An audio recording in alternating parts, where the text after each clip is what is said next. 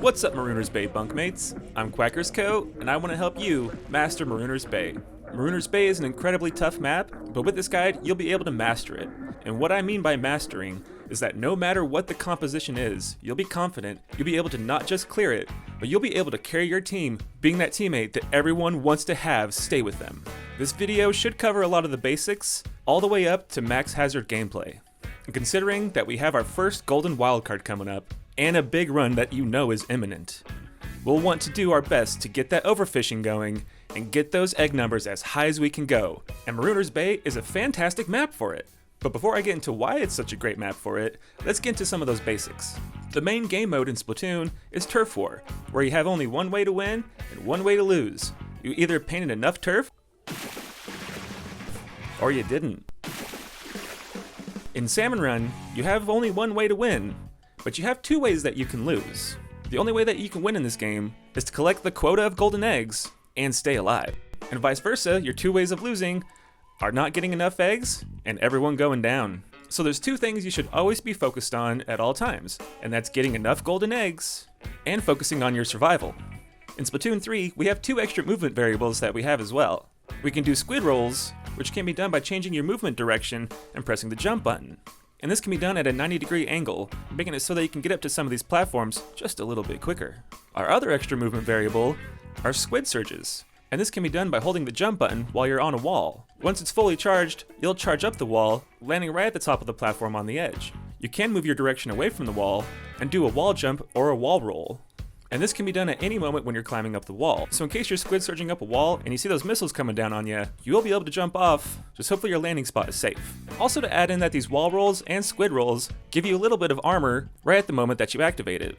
So as long as you time those right, you can also give yourself a little bit of armor right at the moment of impact. These two extra variables make it a lot easier to stay alive in Salmon Run. Now, one interesting thought I had about Salmon Run and Turf War is that in Turf War, you want to paint as much turf as possible, but the only time you really paint walls is to give yourself a quick path to get up onto the platform or to cover up your enemy's ink. You won't spend that much time coating a wall. But in Salmon Run, the turf is mainly used by the Salmonids, making it so that we're the only creatures that can climb up those walls, except for moths. So some of the easiest ways to stay alive in a Salmon Run match are to use walls as your main form of traversal. You will have to occasionally use that turf, and luckily, most of the compositions that we have will give you a weapon that has plenty of turf coverage. But if this isn't the case, you'll have to get used to whatever weapon you have, painting whatever path you have. So there might be a moment where the straight path to the basket is not the best. So look around for paths that you can take to keep yourself alive, that way you can get a little bit of your health back and a little bit of your ink back. Sometimes the best way of staying alive is to climb that wall right above your enemies, or to jump over chasms of water and hordes of enemies. Not to mention, if you paint those walls as much as possible, completely coating them, if you get hit by a cohawk and get sent flying into that wall, you'll be able to swim into it and get yourself to safety. And sometimes the only safe place is on one of those walls. So don't feel bad in case you need to hang on that wall to get yourself just a little bit of safety. But be aware, in case a moth shows up, it will paint that spot and it'll drop you to the ground. So always look around and try to adapt to your situation. In order to survive sometimes, you gotta do some brave, dangerous things, but I promise you, enough practice in it and you'll start to find those patterns where you know that you'll be able to stay alive and do something really crazy that's really hype. So that kinda covers the survival condition of winning. Now I wanna cover the other way of winning, getting golden eggs. As you know, the only way of getting golden eggs is by splatting bosses, and you never know what's gonna spawn. And on lower hazards, a lot of times, it'll spawn lessers before spawning bosses. Lessers are chum, small fry, and cohawks. Pretty much any enemy that doesn't give golden eggs. So no matter if you're on a lower hazard or a higher hazard, I have an acronym that might help you with these situations. And the acronym is POGGERS, which stands for Paint, Observe, Get a Strategy, Get Golden Eggs, Eliminate Lessers, Retreat, and Start Over. And when you clear that match, that S turns into success. This acronym always works with as much adaptability and starting over back at painting. And to really show this off, let's start with the beginning of the wave. Right whenever you land, you have 10 seconds to paint as much as possible. The most efficient way of painting is painting right from the starting point and working your way out, with weapons that have really good wall painting wanting to focus more on walls, and weapons that have better turf painting, like chargers and rollers, to focus on the turf. Once the match starts, if a boss spawns immediately, you're going to want to observe what bosses are spawning. And once you see what has spawned, that's when you need to get a strategy. If the first bosses that spawn are shoreline targets, like big shots, flyfish, and stingers, it'll be helpful to push towards the shoreline immediately to take them out. The most strategic way of painting to get the highest egg count is to start painting towards the edge of the map or the middle, working your way towards the basket. That way when the match starts, any easy lureable enemy is taken straight to the basket immediately. And at the beginning of the match, if it's anything other than those shoreline targets, it can be easily led straight to the basket. And this is a great focus here at Marooner's Bay. With targets spawning at the edges of the boat and at the end of the boat, you'll have options for some of these lureable targets to be led straight to the basket almost immediately, giving you some easy egg numbers really early in the match. In fact, the first half of the match should be focused on hyper luring, and I mean getting every single target as close to the basket as possible. It's much quicker to put those eggs in 1, 2, 3 than have to run, grab it, toss it, run, grab it, toss it. Egg juggling is a really good way of running eggs here on Marooner's Bay, but if you focus on getting that target all the way to the basket, your egg numbers will go up much quicker and much easier. So at the beginning of the wave, paint as much as possible, and once the match starts, observe for what bosses are spawning in. There are some really interesting strategies that you can use here on Marooner's Bay in order to get those egg numbers up a little bit quicker as well. You can use the elevators to deliver scrappers from the edges to the basket just a little quicker. And if you've run out of stuff to paint at the beginning of the wave, start to paint those elevators as well. Any extra paint gives you extra movement opportunities to stay alive, and to keep running those eggs. If the game starts spawning nothing but priority targets, then you have to run the strategy that I call half basket, and that's keeping yourselves kind of about the half distance between the front of the boat and the end of the boat. The big problem with this strategy is that you can't run the eggs as quick as possible. So if the game is wanting to spawn those priority targets and those lurables, you have to stay aware of what weapon you have and what's useful in that situation. The quicker your response is to that shoreline target gets you back to the basket as quick as possible. Flipper floppers will also go straight to the basket, ignoring the middle of the boat. So especially if there's a good turf coverage weapon in the composition, you'll want to keep yourself right there, that way you're ready to paint it and get back to getting those eggs. If you're dealing with a stinger, blasters are probably the best weapons for taking them out. If you're dealing with a big shot, you'll need a weapon with really good DPS since they have such a massive health pool. Shooters usually have some of the best DPS in the game, and if you have something with range, then you don't need to get all the way there to the shoreline. And for some of these weapons, you have some special ways of causing some extra damage. Like with the dynamo roller, you can get in between the big shot and his cannon, being able to take him out pretty instantly. And even though that cannon's down there and you can launch eggs from that location, there will be a lot of enemies that are lured to wherever that location is. So eliminating that target and getting back to the basket will give you the best strategy for massive egg numbers. Less time spent on the shoreline is also safer in general. So as soon as you get that strategy for running those eggs, you need to make sure you get those eggs in as quick as possible. There are moments, especially here on Marooner's Bay, where it might be a little bit easier to ignore that shoreline target for just a moment, that way you can get those targets lured. If there's just one prio target, then it's usually pretty easy to dodge their attacks. The only thing that'll really make it difficult is having to deal with all the lessers. So make sure you eliminate lessers as much as possible all during the match. Any time spent waiting or doing anything else, you could be throwing bombs and causing some kind of damage. Especially if you see a stinger that has just 1 or 2 pots left. Start lobbing bombs at it. That damage will take it out and make it a little bit easier to stay off that shoreline. Bomb throws also carry your momentum whenever you're moving forward and jumping. So remember, a lot of times, you don't need to get so close to that shoreline whenever you're throwing those bombs. Keep yourself safe, that way you can keep getting those eggs. And let's say it's nothing but shoreline targets and you eliminated them, and you got all those eggs. Now you need to retreat back to the basket, and then start this process over. Now during a match, things can get a little bit crazy, and it's helpful to think with any composition that everybody needs to be dealing at least some percentage of damage to help out the team. So the adaptability of POGGERS is very simple. Anytime you need to change your strategy, you need to start over at the beginning, because you're going to be painting to get somewhere. If someone goes down, you're painting your way to get to them. Observe what is around them and what the best way is to revive them.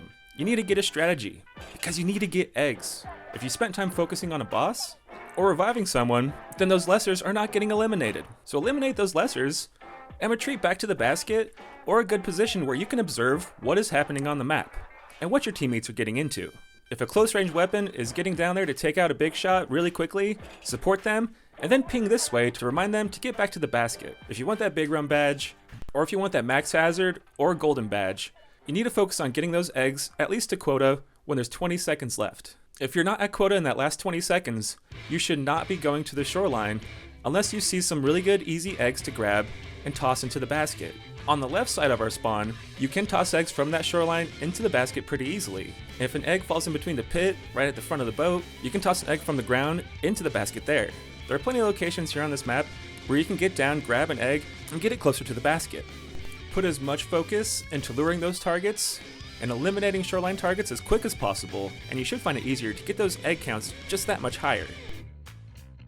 Okay, now let's talk about some boss situations here at Marooner's Bay. In the last half of the match, if things aren't going well, you'll have to focus on splatting some enemies and making some dangerous choices. If you have too many steel ills, steelheads, and Salmonids, you won't be able to hit your targets, and you'll spend too much time waiting for that steelhead to activate. So in that last half, try to make sure that you focus on splatting them in really smart ways. One of the easiest ways is to climb on top of a fish stick and start to splat some of these enemies from above. You can also look for those moments to jump in between the pit, to activate a Salmonid to take out a steel ill, and then climb that Salmonid to get the advantage on another enemy. If there's another Salmonid around, feel free to jump in between those Salmonids and take them both out. If you have no vantage points to take out that steel ill, try to focus on causing damage to it as it's passing over the Great Bridge, and then jump over the pit, splatting it right there by the basket. Too many Salmonids will put too many lessers right there by you, and with those lessers covering up the turf, it'll be impossible to cover it with any weapon, especially if a flipper flopper shows up. So for the best overfishing that you can do, try to do some hyper luring at the beginning half of the match, and then in the second half, you gotta make sure that you keep your basket area clear, as at higher hazards, it could spawn too many enemies and cause you to get overrun and have a snowball right there in the last half of the match. So if you want to specifically climb rank, that you're staying alive and focusing more on keeping the area clear instead of running eggs. But if you want to get those maximum egg numbers, you have to do the luring, and you have to look for those patterns and ways that you can stay alive. On a regular tide, it's really easy to just jump off the edge and get yourself to safety. But when you're on a high tide, you have to focus on keeping that area clear as much as possible. And there's situations where you won't be able to get to the end of the boat to get those eggs. So you have to focus on where your snatchers are spawning here at Marooner's Bay. No matter what tide you're on, those snatchers spawn in different locations and they come back to where they spawn. They can be your best friends sometimes on getting you to quota and getting some higher egg numbers. But you gotta be careful about where you splat them. There are some places where the snatcher's eggs will be in an impossible to get position. The map of Marooner's Bay is extremely tight almost all the time, and you have to focus on keeping things clear so that way you can keep doing your work. On a low tide at Marooner's Bay, we do have just a little bit more space, so always try to focus on painting that turf as much as possible at the beginning of a wave. You'll want more painted behind the basket in case things get overrun. And considering the shape of the sandbars that we have here, if we can't clear that lane on the right, or reach our prio targets on that ring sandbar, then we won't be able to keep our turf painted, and we'll find it harder to eliminate lessers and run those eggs. So sometimes you should treat a low tide like an occurrence. So don't feel bad about activating a special in order to keep the area clear. Just be careful about the situation you're activating it in and what might be the most useful for it. It might be saving a glowflies for wave 3, and it might be better to save your special. But you do have some pretty cool options here whenever you do. The fish stick locations are incredibly detrimental to our mobility for how much turf that they cover up. However, once you take them out, they become incredible tools for getting vantage points. Activating a crab tank gives you an incredible point of view to take out a lot of enemies. It also makes that piercing bomb shot land right at the feet of enemies, giving you some easy splats. If you have something like an inkjet, whenever you jump off a platform, if you activate it before you touch the ground, you'll land back at the location that you jumped from. So if you jump off a fish stick or the front of the boat during a low tide, you'll land in a very safe place. One of the most useful specials that we have is the triple ink strike. This thing goes an insane amount of distance, and if you hold down your bomb throwing button, it gives you a point of view of how far it will be lobbed. So as long as you don't panic activate that triple ink strike, you'll be able to easily take out stingers and flyfish. And you can pretty much land that triple ink strike anywhere on those bosses to take them out. One of the most useful things to keep in mind on a low tide, with something like the dynamo roller, it's easy to just roll down some of these lanes to clear the way, that way you can throw a bomb. It's also a really interesting fact that if you jump with any roller, it does not use ink while the roller is off the ground. It's not painting anything, so it doesn't use up any ink. The rollers can also be used as a shield if you run out of ink. It won't cause any damage, but it might push some of those enemies back, giving you a moment to retreat back to the basket. With a charger that has a piercing shot, it's really helpful to line up those targets and take out as many as possible, especially there on that single sandbar. And if you have the E-liter 4K, it splats Coathawks on a full charge, just like the Dynamo's roll. So even though you may be one of the best boss splatting weapons in the entire game, it might be best to focus on clearing those lessers. That way the weapons with better ink efficiency can toss bombs or to push towards those shoreline targets. Clear the way, that way something like a Sploosh-O-Matic or the Dapples can get right up on a stinger or a big shot, splatting it very quick. Sometimes, low tides can be really hectic, but I've noticed that once you're able to clear those shoreline targets and get those lurable bosses to the basket, you can get those egg numbers up really high on this map. And one big thing to focus on with Marooner's Bay is where you're leading those steel eels. Remember that wherever the head goes is where the tail goes as well, so leading them right towards the basket and then doubling back will give yourself a chance to cause some damage, but it will give your teammates even more of an advantage. Keep your mind fresh and try to stay calm in whatever situation is going on. Try to stay focused on what your strategy is, instead of just mindlessly moving around or getting too much tunnel vision on a boss. With how tight this map is, it's also incredibly good at just funneling all the enemies into one spot. If your composition can take out those enemies quickly, your egg numbers will be incredible. So on a wildcard, stay focused on what your composition is, and what the best role is that you could be playing, and the best way that you could support your other players. Splatana players, especially that Grizzco Splatana, are going to be pushing forward to use that damage. Help those players out, and get those eggs. That pretty well covers having a normal wave on all the tides. But as you know, here in Salmon Run, we have nighttime waves, or occurrences. One of the most dreaded occurrence is a glowflies wave. But here at Marooner's Bay, we have a really good location to funnel all of our enemies into one spot. And in most cases, this is the best strategy for dealing with the glowflies, trying to keep everybody in one spot, creating as much damage as possible, so that there's an unbreakable line where the Salmonids cannot get through. That way, no matter what teammate is targeted, the situation won't suddenly change and there won't be a sudden crew wipe. All of the rollers have enough damage to take out chum during a glowflies wave, and that is because the chum during a glowflies wave have a decreased health pool, and rollers won't cause any damage unless you're moving the stick forward. And as long as you're not moving the stick forward, you also get your ink back. That's really helpful for holding that line down. Now if you have something with a piercing shot, your shots will also go straight through your teammates as well as your enemies. So that makes it a little bit easier in case you have a roller or someone that's there holding that front line. Now our big problem is when we don't have piercing shots. You'll have to make sure that you're not shooting your teammates, as that cancels out your shot.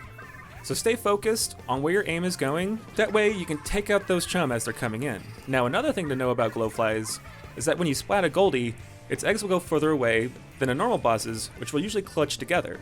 There's also a spawn limit on the Goldies, so if you're not splatting any of those Goldies, it won't spawn anymore. So one really good strategy is to take out as many Goldies as possible.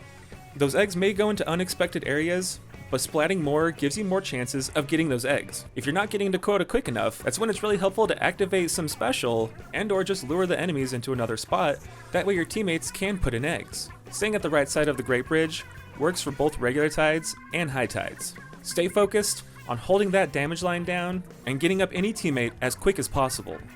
As my experiences go, I think that a Griller's occurrence is even harder than a glowflies, as the easiest location it is to lure the Grillers is right past those Great Bridges on that platform in the middle. Luring them in a smart way will reveal their weak spot, getting you an easy splat. But we also have to focus on clearing those small fry, that way when those eggs are there, we can run them as quick as possible. The problem with this strategy is that if you're not splatting the two Grillers, you'll have too many small fry, you'll get tunnel vision, and then a Griller will run you over. I have seen another strategy that people are using, and I have to agree, it's a better way of getting the eggs closer to the basket. And it works by having all the teammates stay there right towards the front of the boat. This will get the Griller as close to the basket as possible. At that point, the targeted player needs to jump off the side of the boat or to get on the other side of the Great Bridges. That way it'll expose the weak spot, hoping that your teammates will splat that Griller nice and quick, or at least stun him, that way you can get into a better position in case another Griller spawns. You'll need to focus on keeping your ink tank full, as you'll spend so much time firing at that Griller or the small fry, it's hard to notice how much ink you've used. But you can see your ink tank on your back, and there is a red light that lets you know if you can throw a bomb. So try to keep a tight view on where your ink is, and it'll make it a little bit easier to keep yourself safe and to splat those Grillers. Good luck on a Griller's wave. As I said before, I think it's the hardest wave to clear on this map, so good luck. Mothership waves here at Marooner's Bay have kind of an interesting flow to them. When that mothership is on approach, you do have the aft end of the ship to get to in order to cause some damage on approach. But one interesting thing to note is the location that the Chinooks are dropping will cause a flood of lessers towards about the moment that that mothership is showing up. You need to keep a tight focus on splatting those coolers on approach and keeping an eye towards the basket, as there's multiple locations where they'll drop the coolers, but it's also an easy location to get some eggs. And a cooler's location won't be replaced until you destroy it, so as long as you're keeping an area clear, it'll cause more Chinooks to spawn, and at more locations. On approach, any damage dealt to the top of the mothership can usually splat a Chinook that's spawning as well, so if you land explosher shots on it, or have a weapon like the Grizzco Slosher that can drop its ink onto the top of it, you can take out some Chinooks right as they're spawning, causing damage to the mothership and dropping those eggs right by the basket. For any map on a low tide mothership, there's more Chinooks that will land behind the basket. So it'll be best to keep an eye on your 6 and keep an eye on what's spawning around you at all times. Be careful about getting too much tunnel vision, as you'll miss a Chinook landing right behind you. And just like normal tide or high tide, you can get to the end of the ring sandbar, and if you have enough range, you can cause some pretty good damage to that mothership on approach. On a Mudmouth occurrence, you need to throw bombs into the Mudmouth's mouth in order to splat it. You can also use specials in order to take them out pretty quickly too. I wouldn't worry too much about using specials, as this is usually a pretty easy wave to clear. But if it's a wave 3 and you see a golden mudmouth spawn, take them out quick and get those eggs a-running. The only enemies that will spawn other than the mudmouths will be lessers as well. So depending on what weapon you have, it might be easier to control a certain type of lesser. With fast rate shooters, being able to splat chum and small fry, and piercing damage chargers, being able to splat those coalhawks and cause some massive damage to them. If you want to take them out with a triple ink strike, you'll have to land all 3 of them onto one mudmouth. Same thing goes for a Booyah Bomb. You'll have to land that Booyah Bomb right on top of the mudmouth. For an inkjet, your shots do not pierce, so it's helpful to get into a good vantage point in order to fire that shot directly into his mouth. If you're using a killer well, you'll have to make sure that all 3 pairs of lasers land on that mudmouth to take it out. But I think one of the coolest things is that bomb shot of the crab tank does pierce through enemies. So as long as you're aiming right towards his throat, you'll be able to splat multiple mudmouths with one crab tank usage. And that bomb shot has almost the same properties as the explosher. It pierces through enemies, and it acts as a bomb. So if you have the explosher on a mudmouth wave, take them out as quick as possible, that way you don't have to deal with the lessers. All you'll have is eggs, and hopefully you can focus on splatting those mudmouths, that way your teammates can run those eggs. Here at Marooner's Bay, there are 2 mudmouths that spawn right by the basket, so try not to get too far away from that area, that way you can have a quick response time in case one spawns there. And that same strategy kind of goes for a Goldie Seek as well. There's 2 gushers by the basket, and there's 2 right at the edges of the Great Bridges. If you focus on opening those 2 at the edges, and they're both tall, then it'll be one of those near the basket. If one side is small and one side is big, then you know it'll be towards the end of the boat on one of those sides. You'll also want to be really careful about where you're splatting the Goldie and releasing the eggs. If you can guarantee find that Goldie pretty quickly, then you'll have a lot of chances to get more eggs. But if you can, let the Goldie get a little bit closer, that way it's easier to release as many eggs near the basket as possible. The only other enemies that are spawning are lessers, so keeping a good control over them while you're also doing your egg work helps out the best. Then again, we do have fog occurrences as well, with a Goldie also spawning in this wave. However, you do also have every single different type of regular wave boss spawning in as well. So just like a normal wave, a good focus on luring your targets to the basket will help get those numbers up. Especially if there's a Goldie spawning on the edges, get him onto an elevator and get him to the basket quicker. Those Goldies can drop up to 10 eggs, so getting them to the basket will get your egg numbers up as much as possible. Of course, the hardest thing on a fog is not noticing when prio targets are spawning so that we won't be able to respond to them as quick as we want to. So every single boss has a bit of a way of telling you where it's coming from. The ring at your feet of a flyfish will tell you where the flyfish is shooting those missiles from. Of course, we know with the stinger, we can just follow the laser back to where it's firing from. But an interesting thing about big shots is that their cannonball has an arc trajectory. So if you have your eye on it when it lands, you can actually see a bit of a glittery spark coming from it, indicating which direction it was fired from. Just like normal waves, respond to those bosses quick and get those lurable targets as close as possible. And when you're in the last half of the match, keep your basket area as safe as possible, eliminating Salmonids, steel eels, and steelheads. And if you're not at quota in the last 20 seconds, be careful about taking your damage or paintability away from the basket where it needs it the most. The last occurrence that we deal with in Salmon Run is a giant tornado. Just like with Mudmouth and Goldie Seeks, the only enemies that will spawn are lessers, making it so that the only thing that you really need to focus on, is getting those eggs running. If you have one of those chargers with piercing shot, or something like the dynamo roller, it's really easy to clear the area of lessers. That way we can also get those eggs moving as quick as possible. And we need to keep in mind where our end goal is in throwing these eggs. Your egg throw can go through any enemy, so try to toss those eggs into smart locations, trying to make your egg running as efficient as possible. If the chest spawns on the right side, my favorite way of tossing them is getting them as close to the docks. That way I can toss them from the docks straight into the basket. If you're throwing them on the other side, as long as they're either getting onto the elevator or up to the front of the boat, it should be easier to run them once they're up there.